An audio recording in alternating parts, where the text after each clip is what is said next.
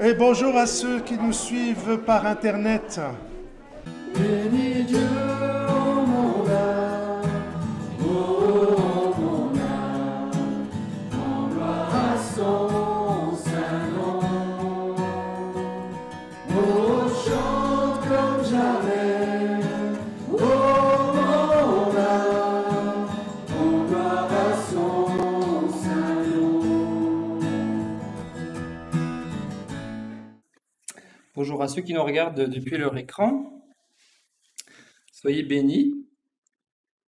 C'est toujours une joie et un stress de me présenter devant vous, pouvoir vous partager la parole de Dieu. Ce matin, je vous propose qu'on puisse voir ensemble le premier chapitre de la lettre de Jacques. Alors, si quelqu'un veut bien lire tout le chapitre 1, s'il vous plaît. Jacques, serviteur de Dieu et du Seigneur Jésus-Christ, aux 12 tribus qui sont dans la dispersion, salut.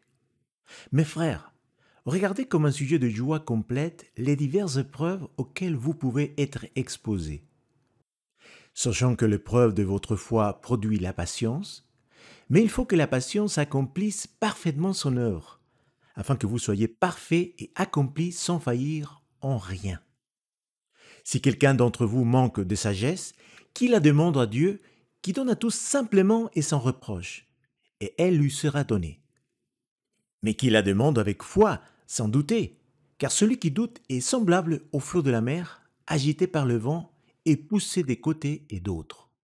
Qu'un tel homme ne s'imagine pas qu'il recevra quelque chose du Seigneur, c'est un homme irrésolu, inconstant dans toutes ses voies.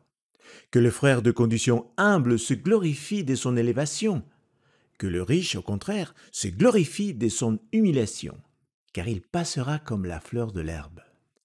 Le soleil s'est levé avec sa chaleur ardente, il a desséché l'herbe, sa fleur est tombée, et la beauté de son aspect a disparu. Ainsi le riche se flétira dans ses entreprises. Heureux l'homme qui supporte patiemment la tentation, car après avoir été éprouvé, il recevra la couronne de vie que le Seigneur a promise à ceux qui l'aiment. Que personne, lorsqu'elle est tentée, ne dise « c'est Dieu qui me tente », car Dieu ne peut être tenté par le mal et il ne tente lui-même personne. Mais chacun est tenté quand il est attiré et amorcé par sa propre convoitise. Puis la convoitise, lorsqu'elle a conçu, enfante le péché, et le péché étant consommé, produit la mort. Ne vous y trompez pas, mes frères bien-aimés. Toute grâce excellente et tout don parfait descendent d'en haut, du Père des Lumières, chez lequel il n'y a ni changement ni ombre des variations. Il nous a engendrés selon sa volonté, par la parole de vérité, afin que nous soyons en quelque sorte les prémices de ses créatures. Sachez-le, mes frères bien-aimés, ainsi que tout homme soit prompt à écouter, lent à la colère, lent à se mettre en colère, car la colère de l'homme n'accomplit pas la justice de Dieu. C'est pourquoi, rejetant toute souillure et tout excès de malice, recevez avec douceur la parole qui a été plantée en vous et qui peut sauver vos âmes. Mettez en pratique la parole et ne vous bornez pas à l'écouter en vous trompant vous-même par de faux raisonnements. Car si quelqu'un écoute la parole et ne la met pas en pratique, il est semblable à un homme qui regarde dans un miroir son visage naturel et qui, après s'être regardé, s'en va et oublie aussitôt qui il était. Mais celui qui aura plongé les regards dans la loi parfaite, la loi de la liberté, et qui aura persévéré, n'étant pas un auditeur oublieux, mais se mettant à l'œuvre, celui-là sera heureux dans son activité. Si quelqu'un croit être religieux, sans tenir sa langue en bride, mais en trompant son cœur, la religion de cet homme est vaine. La religion pure et sans tache devant Dieu notre Père consiste à visiter les orphelins et les veuves dans leur affliction et à se préserver des souillures du monde. Amen, merci.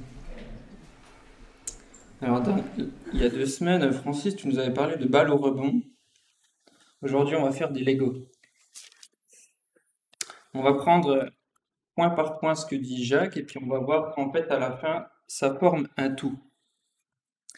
Alors, j'ai décidé d'intituler ce chapitre La sagesse de Dieu.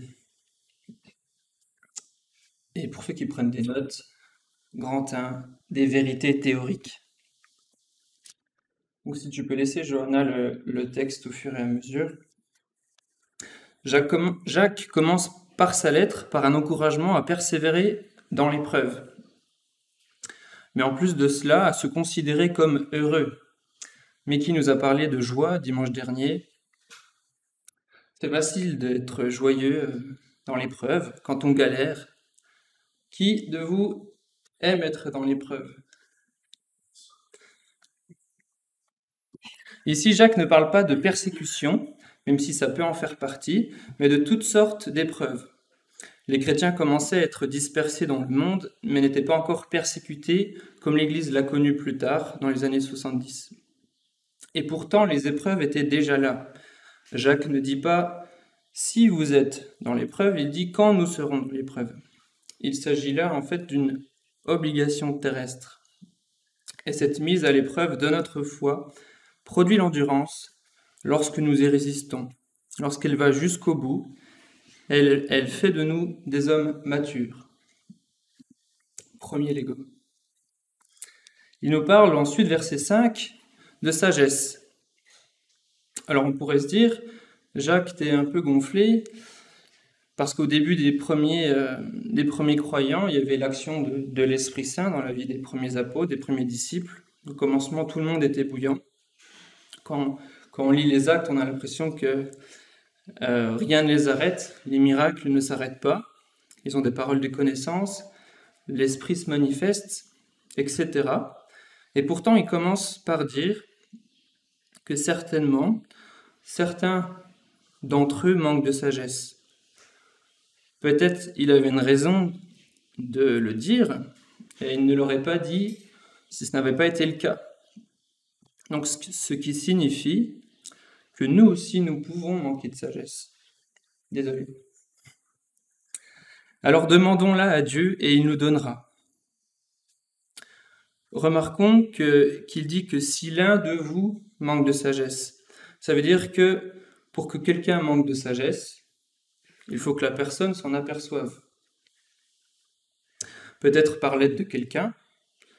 Pour ceux qui avaient été là lors de mon dernier prêche, je nous avais exhorté justement à dire chez les autres ce qui peut pécher chez un frère ou une sœur, toujours dans l'amour, toujours dans l'unité du corps de Christ. Mais si je n'ai pas constaté personnellement qu'effectivement je manque de sagesse et que je ne demande pas l'aide de Dieu, eh bien je ne progresserai jamais. Car la sagesse de Dieu est différente de celle du monde. On en reviendra juste après. Si quelqu'un manque de sagesse, qu'il la demande à Dieu et qu'il la lui donnera, car il donne à tous généreusement sans faire de reproches. Nous avons cette assurance que Dieu veut nous voir sages. Il a la puissance pour changer notre cœur. Il donne généreusement. Dieu est bon. Il veut nous rendre libres, entiers, joyeux, remplis du fruit de son esprit en nous. Il n'y a aucune raison pour dire que Dieu veut nous laisser seuls dans nos péchés. Et sans faire de reproches, qu'est-ce que Dieu pourrait nous reprocher, nous qui sommes enfants de Dieu, rachetés, lavés de nos péchés? Eh bien justement, de ne pas avoir de sagesse. Et pourquoi est-ce qu'il ne le fait pas? Parce qu'il sait que nous sommes sur terre, dans un monde corrompu par le péché. Dans Jean 17, verset 16, Jésus dira « Ils n'appartiennent pas au monde, comme moi-même je ne lui appartiens pas. » Et pour avoir cette sagesse, il nous faut cependant demander avec foi, ne pas douter de ce que Dieu veut nous donner. Deuxième Lego. Ensuite, Jacques nous balance une punchline, j'ai appelé ça une punchline, sur la futilité de la vie humaine et contre les riches. Verset 11, « Ainsi en est-il du riche, il disparaîtra au milieu de ses activités. » Est-ce que Jacques veut que nous soyons pauvres? Non. Plus tard, au chapitre 2, versets 1 à 4, Jacques dénonce en fait la pratique de certains chrétiens qui feraient du favoritisme en fonction de la noblesse des gens, en fonction de la richesse des gens. Et malheureusement, c'est toujours d'actualité. Que vous le vouliez ou non, que je le veuille ou non, l'homme a naturellement plus tendance à favoriser des gens riches que des gens pauvres. Les gens plus influents que des gens pauvres, avec peu d'influence sur le monde extérieur. Et Jacques veut nous faire prendre garde à ses lecteurs, ou nous, à ne pas faire de différence. Alors est-ce que c'est pour récupérer de la part des autres des éloges, de la reconnaissance venant des autres? Je n'y échappe pas, j'ai moi-même expérimenté la chose dans mon cabinet. Pour ceux qui ne le savent pas, je suis kiné. Et que ce soit mes collègues ou moi, enfin moi je m'en suis rendu compte en tout cas, on a beaucoup plus tendance, ou en tout cas j'ai eu plus tendance à faire une différence entre si c'est le docteur que beaucoup de gens connaissent et apprécient, dans qualité de soins, en qualité de travail, que si c'est par exemple un migrant qui ne connaît personne et qui va avoir aucune influence sur ce que je vais faire. Si je lui fais quelque chose de mal, il ne le saura pas, il n'y a que moi qui sais. Et heureusement, Dieu m'a révélé que ce n'est pas ce que Dieu nous appelle à vivre. Dieu nous apprend que nous ne devons pas faire de différence dans notre comportement, qu'importe la personne. Je vais racoler les morceaux après. Au verset 12, ce qui est le dernier Lego, voilà. Jacques nous rappelle de nouveau que le chrétien sera heureux lorsqu'il aura tenu ferme face à la tentation et il recevra la couronne de vie. Le diable n'est pas partout dans nos tentations et dans nos luttes. Avant de dire que nous luttons contre Satan et ses démons, nous avons déjà à faire disparaître les mauvais désirs de nos cœurs, car ce sont eux qui nous amènent au péché, et ce n'est pas non plus Dieu qui nous tente, car il nous a engendrés par la parole de vérité pour que nous soyons les premiers fruits de sa nouvelle création. Amen. Et c'est écrit, verset 19, « Vous savez tout cela, mes chers frères et sœurs. Vous savez tout cela. » Donc voici les 4 points que Jacques nous a rappelés. Que les épreuves sont une obligation chez le chrétien né de nouveau, que Dieu donne sa sagesse à qui lui demande, de ne pas faire de distinction entre un homme riche et un homme pauvre, que nous avons été engendrés par la parole de vérité, nous sommes nés à une vie nouvelle dans le monde spirituel de Dieu, et que par l'Esprit nous pouvons être en communion avec le Fils et le Père. Amen. Vous savez cela, nous savons cela, mais alors? La deuxième partie de ce chapitre, je l'ai appelé la pratique, où là on va essayer de remettre les Legos tous ensemble pour que l'on puisse comprendre ce que Jacques veut nous dire. Au verset 19, 20, 21, il nous dit « Mais que chacun de vous soit toujours prêt à écouter, qu'il ne se hâte pas de parler ni de se mettre en colère, car ce n'est pas par la colère qu'un homme accomplit ce qui est juste aux yeux de Dieu. Débarrassez-vous donc de tout ce qui souille et de tout ce qui reste en vous de méchanceté, pour recevoir avec humilité la parole qui a été plantée dans votre cœur, car elle a le pouvoir de vous sauver. » Donc ça commence par « mais ». Et dans la Bible, quand il y a un « mais », il faut faire attention. Nous savons tout ça, mais dans la pratique, nous devons toujours être prêts à écouter, ne pas se hâter de parler ni de se mettre en colère. Qu'est-ce qui attise notre colère? Eh bien, ça nous est dit, c'est tout ce qui nous souille. Dans Matthieu 15, verset 11, il est dit, texte que vous connaissez certainement, « Ce qui rend un homme impur, ce n'est pas ce qui entre dans sa bouche, mais ce qui en sort. » Et verset 18, « Mais ce qui sort de la bouche vient du cœur, et c'est cela qui rend l'homme impur. » C'est notre cœur qui est souillé par le péché, et notre cœur va s'exprimer par notre bouche et par nos actes. Verset 19 de Matthieu 15, « Car c'est du cœur que proviennent les mauvaises pensées qui mènent au meurtre, à l'adultère, à l'immoralité, au vol, au faux témoignage, aux injures. » Voilà pourquoi Dieu ne peut nous tenter, parce qu'il est saint. La tentation vient de notre cœur, pécheur et rebelle à Dieu. Et au verset 14, il dit « Lorsque nous sommes tentés, ce sont les mauvais désirs que nous portons à nous. »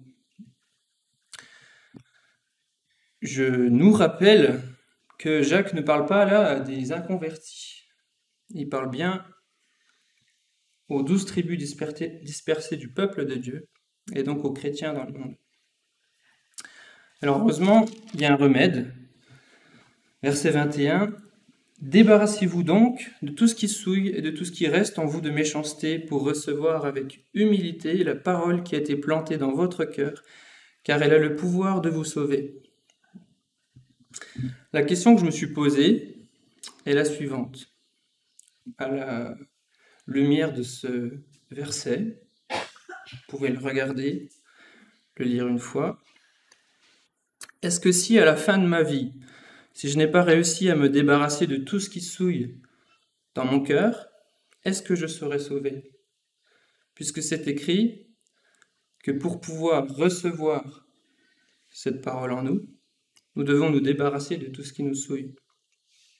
Est-ce que si je n'ai pas tout débarrassé dans ma vie, tout ce qui me souille, est-ce que ça veut dire que je ne peux pas recevoir cette parole et donc ne pas être sauvé? Je ne sais pas si c'est clair. Fort heureusement pour nous, ce n'est pas le cas. C'est l'Esprit de Christ vivant en nous qui nous sauve. Nous sommes une nouvelle création. Il peut grandir en nous, porter un plus grand fruit. Nous sommes sauvés par le salut en Jésus. Mais s'il reste encore des éléments de notre vie à régler, et heureusement pour nous, nous pouvons être sauvés si notre foi tient jusqu'au bout. Mais cette parole a aussi le pouvoir de nous délivrer de nos mauvais désirs. Ce qui est évident et que Jacques souligne, c'est qu'en fait, l'un ne va pas sans l'autre. Pour que l'Esprit de Dieu grandisse en nous, pour que sa parole grandisse en nous, nous devons mourir à nous-mêmes. Nous avons à faire disparaître la méchanceté de notre cœur, sans quoi nous stagnons, nous sommes tièdes, sans goût devant l'Éternel.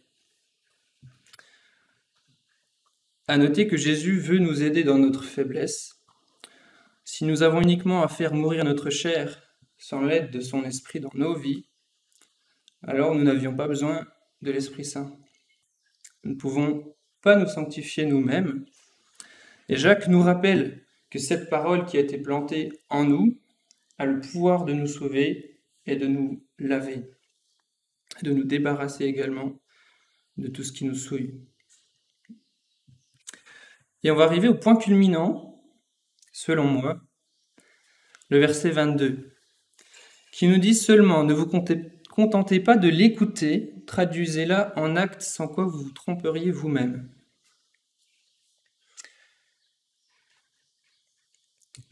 J'ai compris il n'y a pas longtemps ce que ça voulait dire, se tromper soi-même.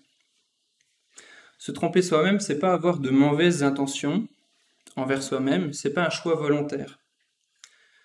Qui d'entre nous, chrétiens que nous sommes, serait d'accord pour se mettre soi-même des bâtons dans les roues, pour se faire du mal? Personne. C'est pas dans nos pensées conscientes que l'on décide de se tromper soi-même. C'est pas une pensée, on se dit, bah tiens, aujourd'hui il faut que j'aille acheter du pain, ah oui, puis il faut que je me trompe moi-même. Non, c'est inconscient. Mais c'est savoir des choses sur Dieu, sur qui il est, connaître sa vérité, et ne pas les mettre en pratique. J'ai toujours pensé que des actes que Jacques parle, c'est de faire des grandes œuvres, de faire de belles choses, faire des miracles au nom de Jésus. On a chacun sa perception de ce qu'est un acte, mais Jacques veut nous montrer en fait ce que c'est. Se tromper soi-même, c'est comme s'illusionner soi-même. C'est un homme qui se voit par la parole et qui oublie qui il est en repartant. L'homme est pécheur, sauvé par grâce. Il n'y a pas longtemps, Nelson nous a rappelé notre identité en Christ. Je suis enfant de Dieu, nous sommes son peuple racheté, on l'a encore dit ce matin. Le péché a été réduit à l'impuissance. Mais dans la vraie vie, une fois qu'on a fermé la Bible, dans les actes, cet homme oublie qui il est. Ses actes ne sont pas en corrélation, en adéquation avec ce qu'il sait de Dieu et sur ce que la parole dit de lui, sur ce que la parole dit de nous. Ça reste purement intellectuel. Se tromper soi-même, c'est croire que l'on est meilleur que certains chrétiens, que les pentecôtistes, que les catholiques, etc., sans que cela se manifeste, sans que la parole de Dieu se manifeste par des actes. Alors certes, on pourrait dire que certains points de vue dans telle ou telle religion ont déformé la vérité, mais nous n'agissons pas comme la vérité l'exige si nous critiquons l'autre. C'est croire que l'on est plus juste que le voisin intellectuellement. C'est lorsque nos actes, notre amour pour les autres, pour l'inconverti, ne se manifestent pas. Nous faisons de la parole une règle à appliquer pour les autres. Comment ceux qui ne connaissent pas Dieu peuvent avoir des actes en corrélation avec ce que dit la parole s'ils ne connaissent pas la parole? Forcément, ils sont livrés à eux-mêmes et à Satan. Ne faisons pas de notre connaissance une raison pour juger l'autre, car juger est un acte mauvais. Et Jacques nous le dit plus tard au chapitre 4, verset 11. Jacques nous exhorte à ne pas juger, parce que c'est faire comme les autres. La fausse humilité ne se voit pas. C'est de l'humilité intellectuelle, qui ne se traduit pas. Le fruit de l'esprit n'est pas purement intellectuel. J'ai découvert ça aussi il n'y a pas longtemps. C'est que le fruit de l'esprit, ça doit se manifester dans nos vies. On n'est pas patient dans notre tête, on n'aime pas uniquement dans notre tête. Le fruit de l'esprit s'exprime dans nos actes. Je vais vous lire Jacques 3, versets 13 à 18, si tu veux l'afficher, Johanna, qui nous dit « Y a-t-il parmi vous quelqu'un de sage et d'expérimenté, qu'il en donne la preuve par sa bonne conduite, c'est-à-dire par des actes empreints de l'humilité qui caractérise la véritable sagesse. Mais si votre cœur est plein d'amère jalousie, si vous êtes animé d'un esprit querelleur, il n'y a vraiment pas lieu de vous vanter. Ce serait faire entorse à la vérité. Une telle sagesse ne vient certainement pas du ciel. Elle est de ce monde, de l'homme sans Dieu. Elle est démoniaque. Car là où règne la jalousie et l'esprit de rivalité, là aussi habite le désordre et toutes sortes de pratiques indignes. Au contraire, la sagesse qui vient d'en haut est en premier lieu pure. De plus, elle aime la paix. Elle est modérée, conciliante, pleine de compassion. Elle produit beaucoup de bons fruits. Elle est sans parti pris et sans hypocrisie. Ceux qui travaillent à la paix sèment dans la paix une semence qui produira un fruit conforme à ce qui est juste. Se débarrasser de tout ce qui souille au-dedans, se débarrasser de la méchanceté, se voit. Ce qui sort de notre bouche et nos actes s'entendent et doivent s'exprimer. La grâce et la puissance de Dieu veut se manifester dans nos actes, car Jésus doit croître et nos mauvais désirs diminuer, comme Jean-Baptiste l'a dit. Je ne sais pas si vous avez déjà entendu dire la fameuse phrase « Oh, moi, j'aime pas faire des histoires. Oh, j'aime pas faire des histoires. Oh, mais du coup, je dis plus rien. Je dis plus rien à ma femme, je la laisse parler. Tout va bien. J'ai la paix. Je ne dis plus ce que je pense. Comme le dit la parole, je ne me hâte pas de parler. Mais Dieu ne nous appelle pas à nous taire. Se taire, c'est de la fausse sagesse. Rester silencieux dans un monastère, dans un temple, c'est de la fausse sagesse. C'est se tromper soi-même. La sagesse, c'est pas rester silencieux, à dire le moins de mots possible, à faire le moins d'erreurs possible. La sagesse, c'est avoir des actes empreints d'humilité, des mots et des actions qui sont en accord avec ce que la parole dit. Lorsque nous sommes Sages aux yeux de Dieu, nous pouvons dire les choses aux autres, sans arrière-pensée, par amour. Nous pouvons agir, faire. Et comme le dit le texte, cet homme sera heureux dans tout ce qu'il fait, parce qu'il sera en accord avec ce que la parole dit. Amen. Alors comment accéder à cette sagesse? La grande question. Eh bien simplement en faisant des erreurs et en les corrigeant. Et c'est là qu'on va revenir à ce que Jacques dit au début, au verset 2. La mise à l'épreuve de votre foi produit l'endurance jusqu'au bout. Lorsque notre prochain nous agace pour X raisons, soyons heureux. Car notre foi est mise à l'épreuve. Ce que l'on sait de Dieu est mis à l'épreuve.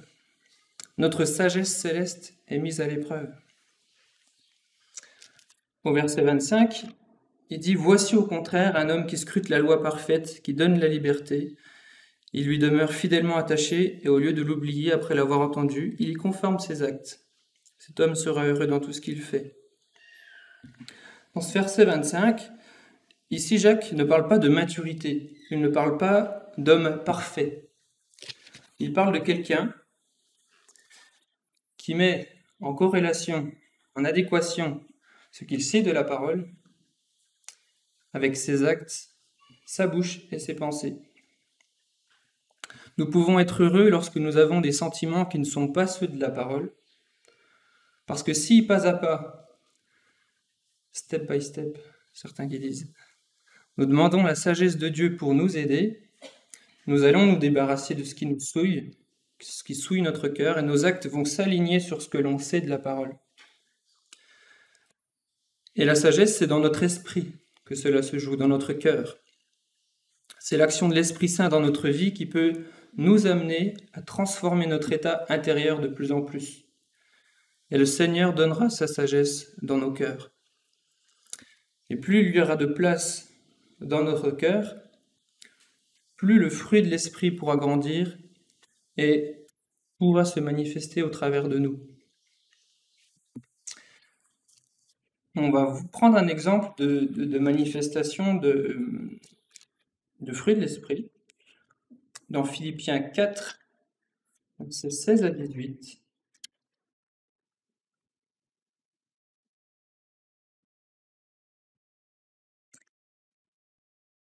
Pendant mon séjour à Thessalonique, donc c'est Paul qui parle et qui remercie l'église de Philippe.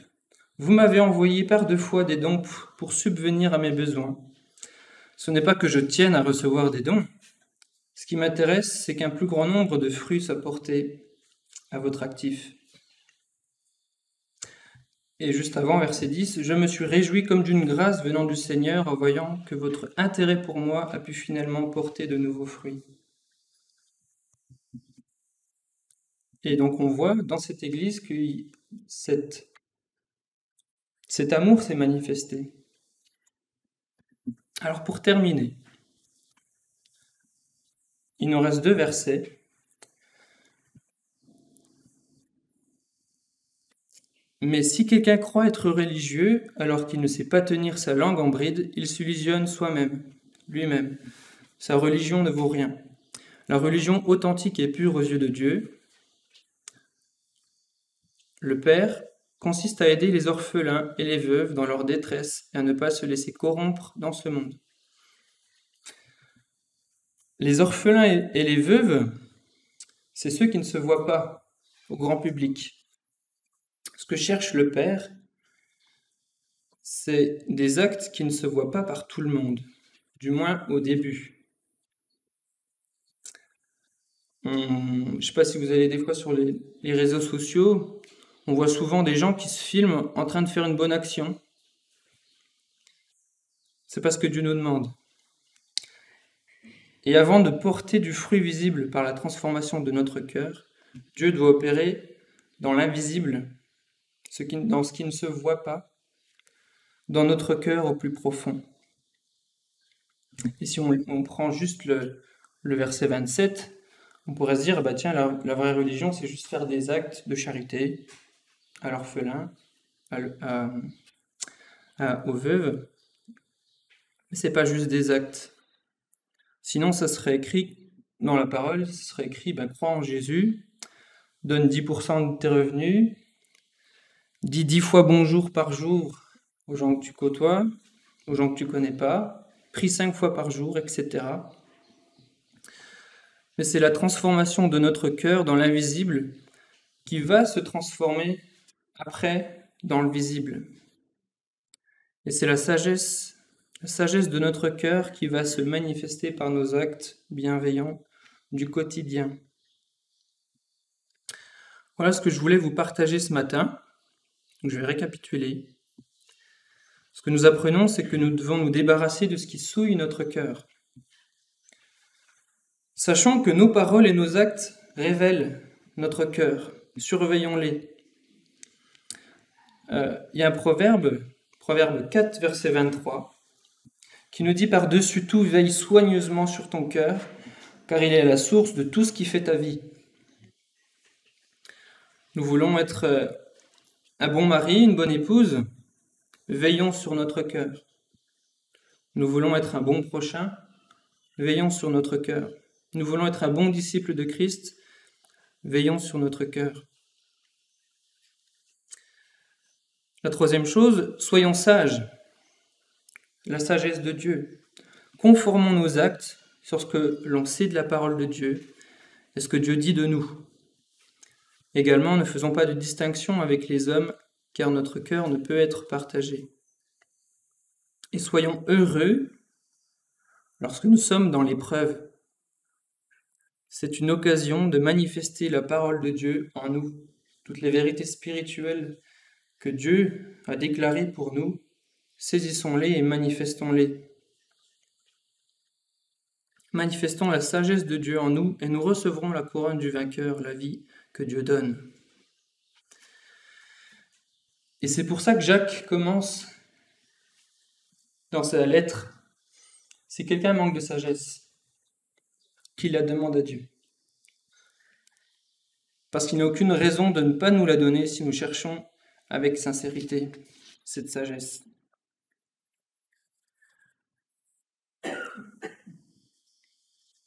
Alors pour terminer, on va lire ensemble le Proverbe 2, versets 1 à 10.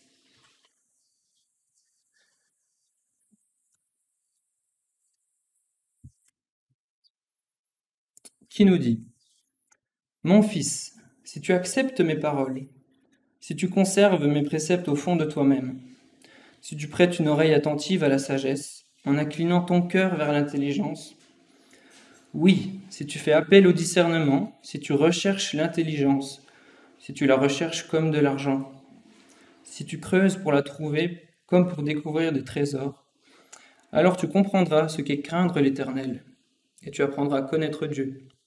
Car l'Éternel donne la sagesse, et ce sont ses paroles qui procurent la connaissance et l'intelligence. Il réserve son secours aux hommes droits. Comme un bouclier, il protège ceux qui vivent de manière intègre. Il préserve ceux qui vivent selon la droiture. Il veille sur le cheminement de ceux qui lui sont fidèles. Alors tu apprendras à discerner ce qui est juste, conforme au droit, à vivre selon la droiture et à reconnaître tous les sentiers du bien. Alors la sagesse pénétrera dans ton cœur et la connaissance fera tes délices. Amen. Ça va mieux. C'est pas des passages simples à écouter, mais je crois vraiment que Dieu ne veut pas que l'on s'illusionne soi-même en disant de belles choses. Effectivement, la parole de Dieu dit la vérité, mais il faut que cette vérité se manifeste dans nos actes, dans nos pensées, dans nos actions. Et Dieu veut nous aider par son Esprit Saint. Il veut nous transformer puissamment, il veut transformer notre cœur. Et je pense que c'est encore possible au XXIe siècle que Dieu fasse ce miracle. Amen.